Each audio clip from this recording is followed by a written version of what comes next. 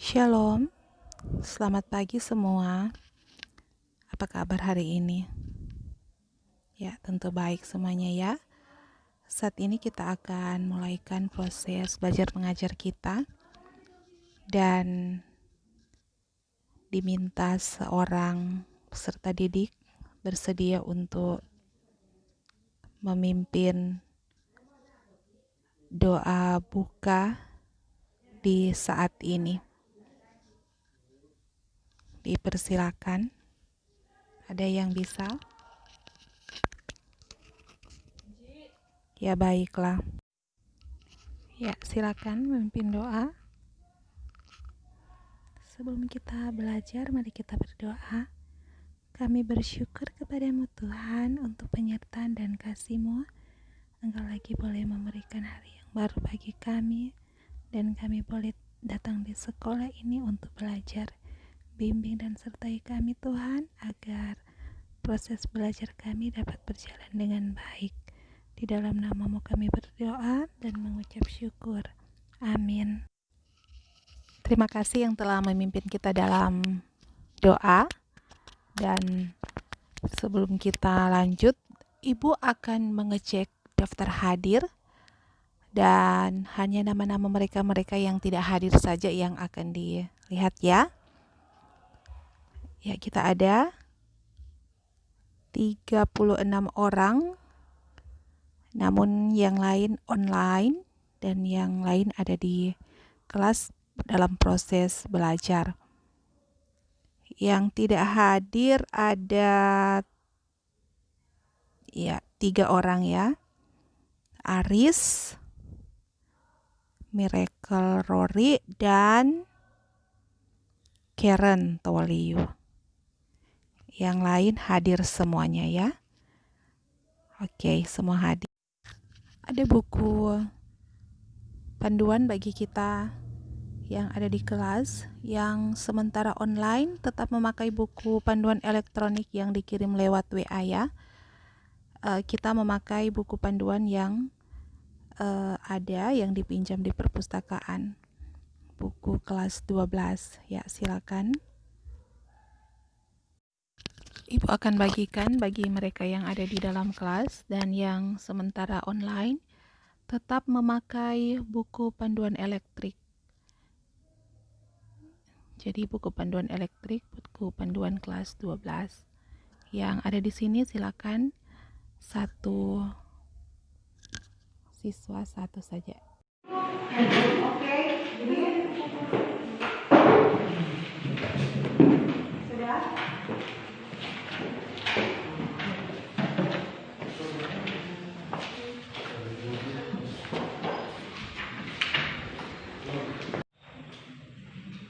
Pembelajaran lalu tetap ada kompetensi inti.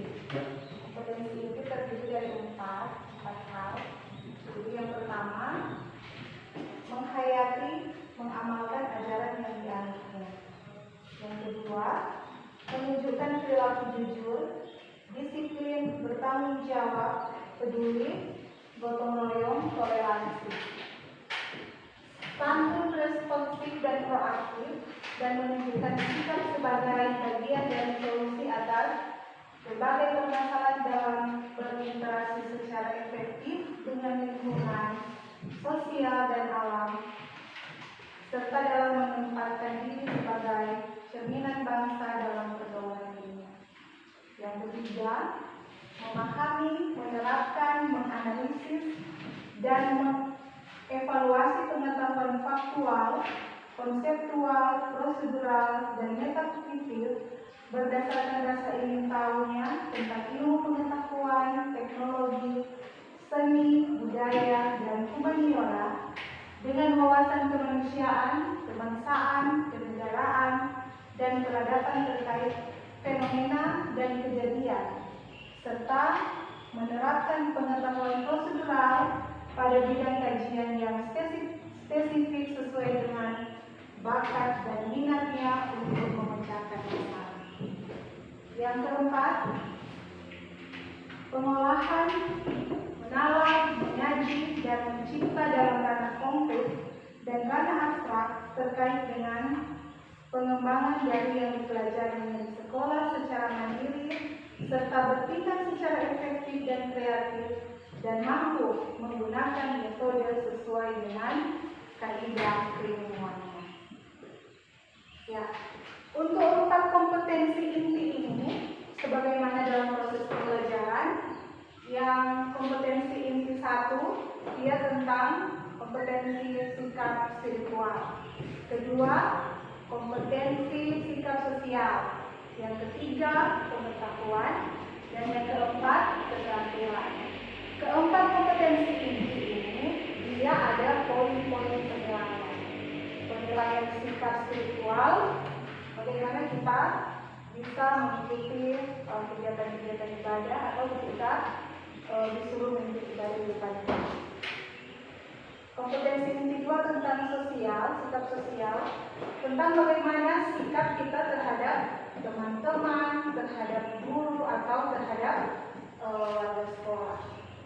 Kemudian yang ketiga tentang pengetahuan, tentang ilmu, pemahaman yang kalian dapat dalam proses pembelajaran. Dan yang keempat, keterampilan. Keterampilan ini diambil ketika kita melaksanakan contoh diskusi. Ketika diskusi ya, diminta peserta didik untuk membacakan hasil, untuk berperan dalam kegiatan kelompok, dan di situ ada terjadi proses penilaian keterampilan. Sepanjang proses belajar mengajar, sepanjang itu pula guru menilai peserta didik. Untuk kompetensi dasar dalam pembelajaran kita saat ini, kompetensi dasar 1, menerima demokrasi dan HAM sebagai anugerah Allah. Yang kedua, mengembangkan perilaku yang mencerminkan nilai-nilai demokrasi dan HAM. Yang ketiga, memahami arti demokrasi dan HAM serta mengenali berbagai bentuk pelanggaran demokrasi dan hak asasi manusia yang merusak kehidupan dan kesejahteraan manusia.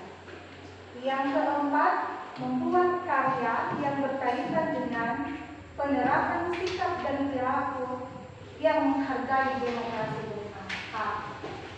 Berdasarkan kompetensi dasar ini, ada indikator pencapaian kompetensi.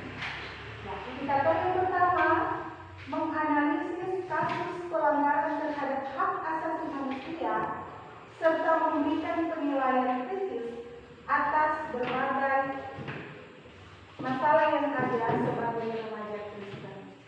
Yang kedua, menjelaskan arti pelayanan Yesus dalam kaitan dengan kebebasan manusia. Yang ketiga, melakukan kegiatan di gereja masing-masing yang berkaitan dengan peran gereja dalam hak asasi manusia. Dan yang keempat, menulis refleksi mengenai mewujudkan hak asasi manusia yang diikuti dengan kewajiban hak asasi sebagai orang Kristen, kemudian mempresentasikan di depan kelas. Keempat indikator ini kita akan capai dalam proses pembelajaran di materi ini. Materi sikap gereja terhadap demokrasi dan hak asasi manusia di Indonesia. Nah, sampai di sini ada yang bertanya? Ada? Dan dalam proses pembelajaran juga, bahkan Alkitab akan menuntun kita dalam kitab Matius 22 ayat 37 sampai 40, Amos 5 ayat 21 sampai 24. Ya. Tujuan pembelajaran kita di saat ini yang pertama, peserta didik mampu memahami tugas dan tanggung jawab remaja Kristen dalam mewujudkan hak asasi manusia. Yang kedua, memahami pengertian demokrasi menurut iman Kristen. Yang ketiga, memahami jenis-jenis pelanggaran hak asasi manusia. Dan yang keempat, memahami pelanggaran hak asasi yang terjadi di Indonesia. Ya, ketika proses belajar mengajar ini berjalan, kita bisa mendapatkan tujuan pembelajaran yang sudah sebutkan tadi. Nah, dalam proses pembelajaran ini pula kita dituntut untuk lebih kreatif, lebih aktif, lebih berusaha untuk mencari tahu, jujur dalam berperilaku dan bertanggung jawab, serta kedisiplinan. Dan selanjutnya, metode yang kita gunakan saat ini, metode pembelajaran discovery learning. Jadi masih discovery learning, jadi kita akan menemukan hal-hal yang berkaitan dengan pembahasan yang akan kita bahas, misalnya dalam kelompok diskusi, dengan memakai pendekatan saintifik. Jadi pendekatan saintifik itu bertitik tolak dari ilmu yang kita dapat, pemahaman, berasal dari kemauan kita untuk mencari tahu berbagai hal. Nah, sampai di sini dalam proses belajar ini tentu yang diharapkan peserta didik mampu untuk lebih fokus dalam proses pembelajaran. Misalnya HP digunakan untuk belajar, bukan untuk bermain kalau di dalam kelas. Dan kita menggunakan fasilitas internet juga untuk menunjang kita dalam proses mencari informasi. Nah, selanjutnya kita akan membuat kelompok. Kelompok akan dibagi dua. Jadi kelompok dibagi dua. Kelompok yang pertama akan membahas hak asasi manusia menurut Alkitab. Ini kelompok yang pertama yang di sebelah kiri bawah. Lalu yang kelompok satu ini kelompok dua. Oke. Kelompok dua membahas bagaimana sikap Yesus menyangkut politik dan kekuasaan. Jadi kelompok dua, bagaimana sikap Yesus menyangkut politik dan kekuasaan. Dan saat ini silakan berdiskusi. Apabila ada hal-hal yang kurang jelas, boleh ditanyakan. Namun sebelum itu dicari dulu lewat buku panduan atau fasilitas lain yang mendukung proses pembelajaran berhubungan dengan materi yang ada. Untuk happy, Mirandi, WA berapa kali dapat info panggilan dari sekolah? Ada nggak? Ada. Ya. Jadi untuk pengambilan ini kartu belajar.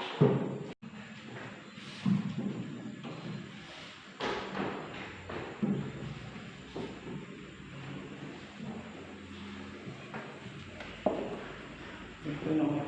Ya.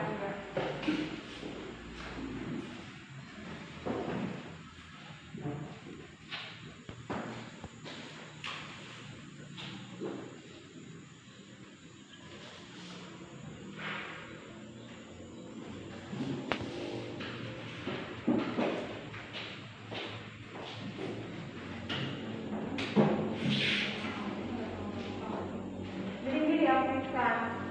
Ini nomor pakai untuk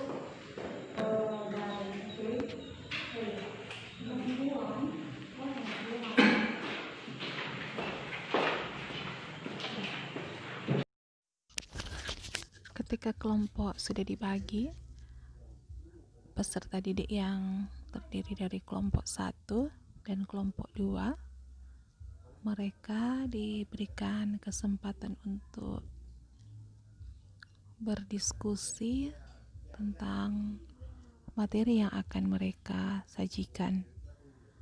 Dan memang di masa pandemi COVID-19 ini ada begitu banyak keterbatasan, baik keterbatasan mengajar, keterbatasan bersosialisasi. Dalam hal ini, kami sebagai guru dan peserta didik, ataupun antara peserta didik satu dengan peserta didik yang lain, selalu berusaha untuk bisa menjaga jarak Dan hal ini kami lakukan dalam rangka juga untuk patuh terhadap protokol kesehatan yang sudah ditetapkan oleh pemerintah.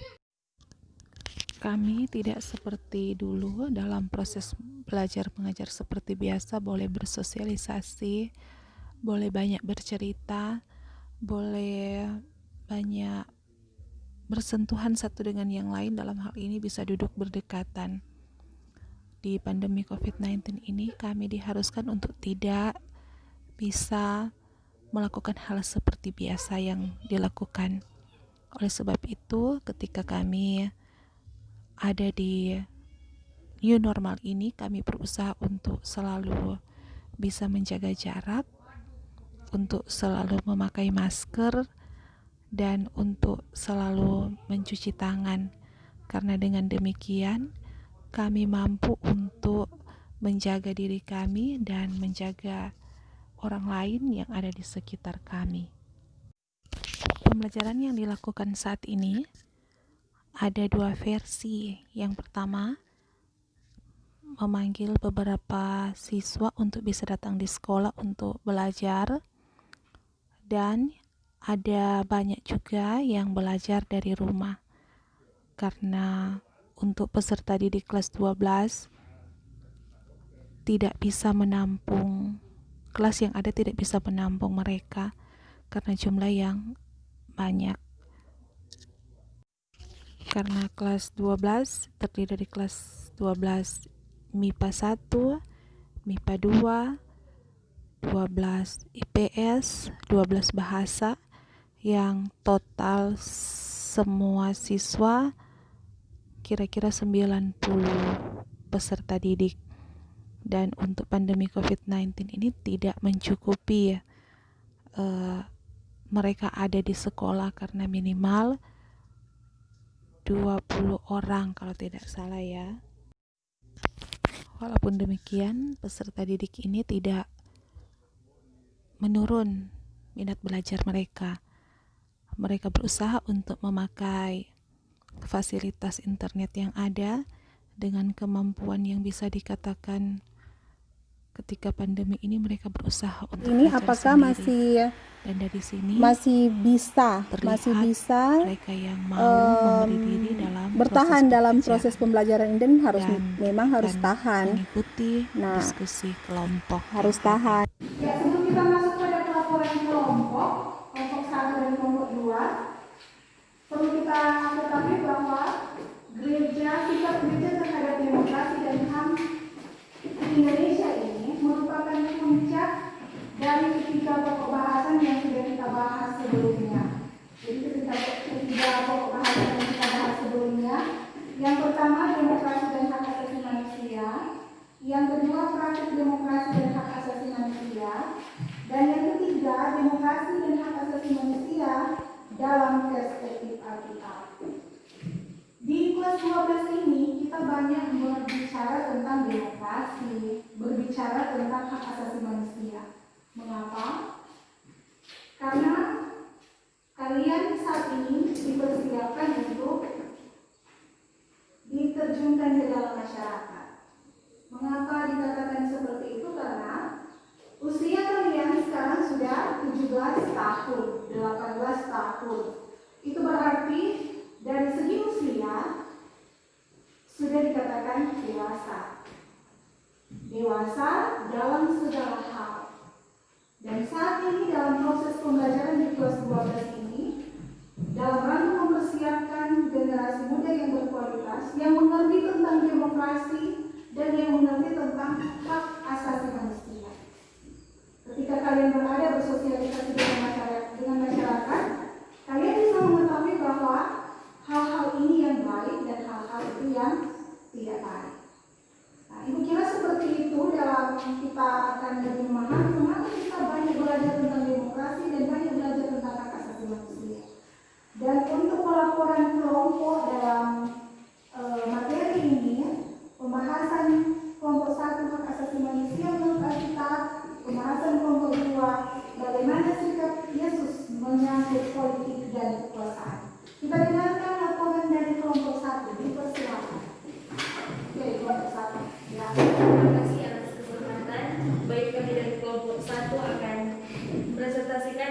sosial kami, yaitu hak asasi manusia menurut Al-Quran. Dalam Injil Matius 22 ayat 24 sampai 40 dikisahkan tentang seorang Farisi yang bertanya kepada Yesus tentang apakah hukum yang paling utama. Dia berharap bahwa hanya ada satu hukum yang perlu dia lakukan agar hidupnya menjadi sempurna. Namun Yesus ternyata menjawab lain, ada dua hukum yang paling penting, yang paling utama, yaitu mengasihi Allah dengan seluruh keberadaan kita dan mengasihi sesama kita seperti diri sendiri. Lalu Yesus mengatakan bahwa kedua hukum itu sama pentingnya, walaupun hukum yang pertama itu disebutnya sebagai hukum terutama dan yang pertama. Artinya, tidak mungkin orang yang hanya mengasihi Allah tetapi tidak mengasihi sesamanya sendiri. Mengasihi sesama berarti menunjukkan kepedulian kepada sesama, kesediaan untuk menolong, bahkan juga berkorban demi orang lain. Terima kasih. Ya, itu pelaporan dari kelompok 2. Kelompok 1, apakah ada masukan tambahan dari kelompok 2 tentang pembahasan kelompok 1 hak asasi manusia menurut Al-Quran? Ada? Ada? Ada tambahan? Atau sudah jelas? Jelas, oke. Kita dengarkan kelompok 2. Silakan kelompok 2 membacakan hasil diskusi. Terima kasih atas kesempatan yang diberikan kepada kami, dan saat ini kami akan mempresentasikan bagaimana sikap Yesus menyangkut politik dan kekuasaan. Meskipun Yesus tidak berbicara secara khusus mengenai politik dan kekuasaan, namun sikapnya terhadap politik dan kekuasaan nyata melalui praktik kehidupan. Seperti yang ditunjukkan dalam Matius 22 ayat 17 dan dalam Matius 22 ayat 21. Ketika itu, orang-orang Farisi ingin menjebak Yesus dengan mengajukan beberapa pertanyaan tersebut. Yesus pun menjawab bahwa mereka memberikan kepada Kaisar apa yang wajib mereka berikan kepada Kaisar. Artinya dalam hal ini, setiap orang harus mampu mempunyai keprihatinan tertentu terhadap kesejahteraan sosial politik negaranya dan harus taat sebagai seorang warga negara. Sedangkan pemerintah harus melaksanakan suatu tanggung jawab yang besar dari Allah. Berikanlah kepada Kaisar apa yang wajib kamu berikan kepada Kaisar, dalam hal kepada Allah, karena Allah berkehendak agar kita menaruh perhatian pada masyarakat. Paulus memperkuat sikap Yesus ini dalam kitab Roma 13 ayat 1 sampai 7 yang menyatakan bahwa setiap orang Kristen harus taat kepada pemerintah, namun hanya mereka yang layak dihormati dan ditaati saja. Yang artinya, jika mereka yang berkuasa tidak menjalankan kekuasaannya dengan benar, maka tidak patut dihormati. Ketaatan dan kehormatan diberikan bersama dengan sikap kritis, objektif, dan rasional. Itulah hasil kami dari kelompok 2. Ya, terima kasih kelompok 2. Tepuk tangan untuk kelompok 1 dan 2.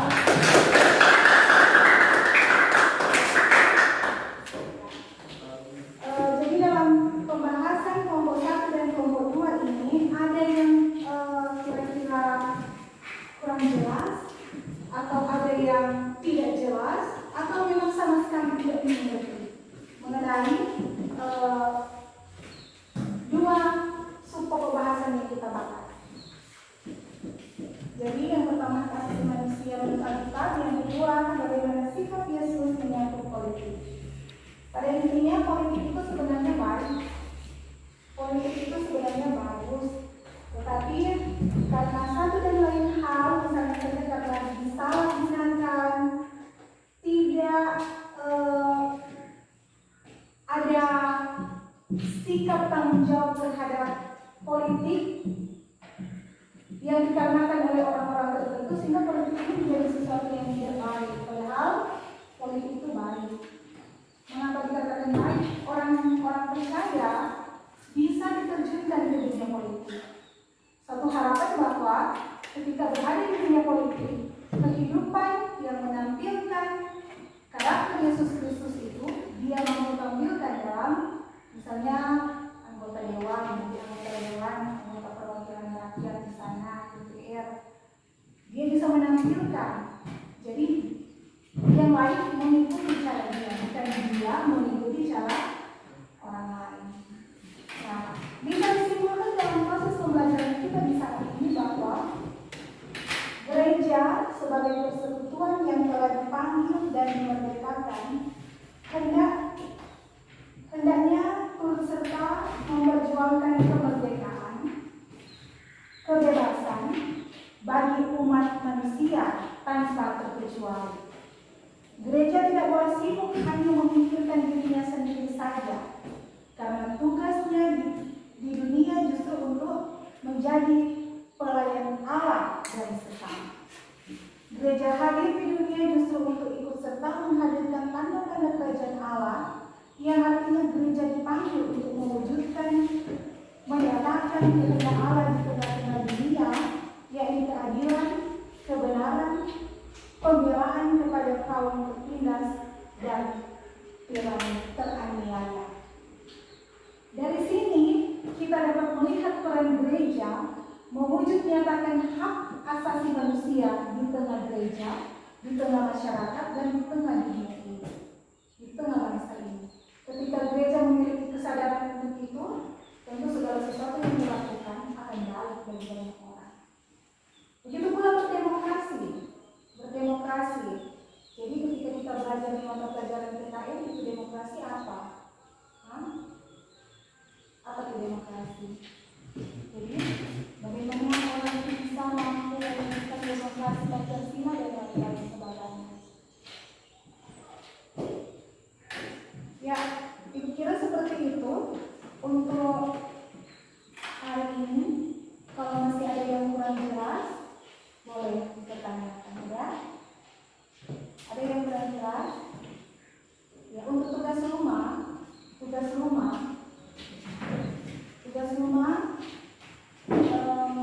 akan bahas pada minggu yang akan datang. Jadi membuat program.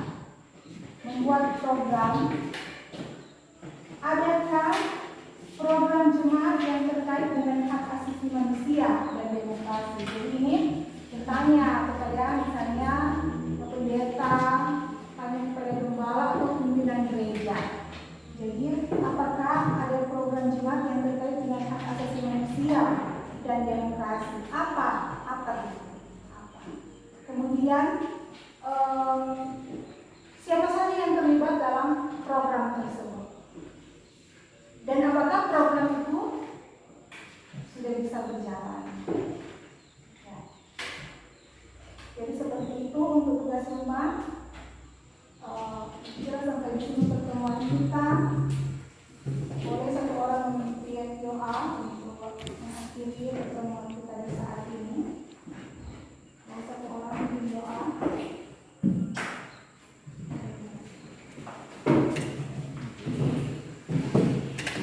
Setelah itu buku panduan dikumpul, ya.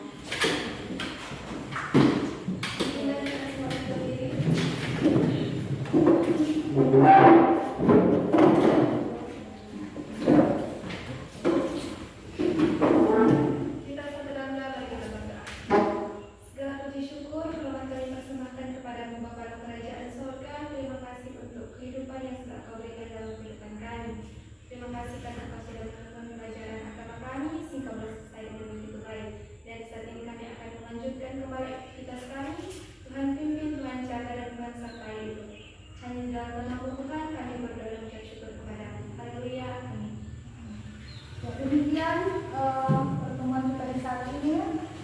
Proses belajar kita telah selesai. Silakan disilahkan Tuhan Yesus memberkati. Setelah waktu belajar usai, untuk peserta didik yang ada di rumah, mereka mengirimkan tugas lewat aplikasi WA. Dan itu pasti akan diperiksa, dan untuk proses penilaiannya yang terdiri dari 4 tahap tetap akan ada penilaiannya. Dan saat ini sudah selesai proses pembelajaran di saat ini untuk kelas 12. Tuhan Yesus memberkati. Immanuel.